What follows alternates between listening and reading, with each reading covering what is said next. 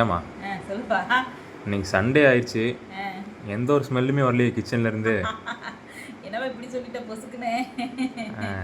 ஒரு வாரமா ஃபுல்லா கறி சாப்பிட்டு சாப்பிட்டு மூஞ்சில் அடிச்ச மாதிரி இருக்குன்னு சொன்னீங்க. அப்புறம் வெஜ்ஜி சாப்பிடணும்னு சொன்னீங்க. இன்னைக்கு வெஜ்ஜி ஸ்டைல்லையே பிரியாணி சூப்பரா அருமையா செஞ்சிருக்கிறோம்பா. என்ன பிரியாணின்னு பார்க்கலாமா? பார்க்கலாமே. பிரியாணி சாப்பிடணும் போலே எனக்கு இருக்குது. அதனால இன்னைக்கு சூப்பரா இது மாதிரி செஞ்சிருக்கிறேன். வாங்க என்னன்னு பார்க்கலாம்.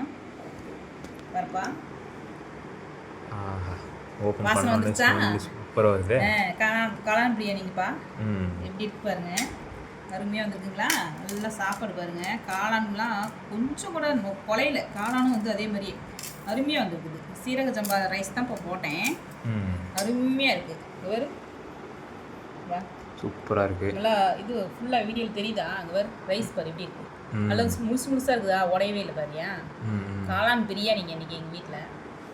அதுக்கு தொட்டுக்க வந்து பார்த்தீங்கன்னா தயிர் பச்சடிங்க. சூப்பர். தயிர் பச்சடி கம்மியாக இருக்குது. ஏன்னு கேட்டிங்கன்னா காலையில் எதுவும் இன்னைக்கு சமைக்கல. டீ ப்ரெட்டு சாப்பிட்டு விட்டுட்டாங்க.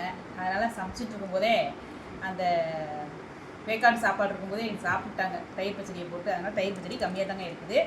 இன்றைக்கி சண்டே ஸ்பெஷல் நம்ம வீட்டில் இது தாங்க. விருப்பம் போல் சாப்பிடுங்க, ஹெல்த்தியாக சாப்பிடுங்க. லைக் பண்ணுங்கள், ஷேர் பண்ணுங்கள், சப்ஸ்கிரைப் பண்ணுங்கள். வாங்க எல்லோரும் நம்ம வீட்டுக்கு சந்தோஷமாக சாப்பிட்லாங்க.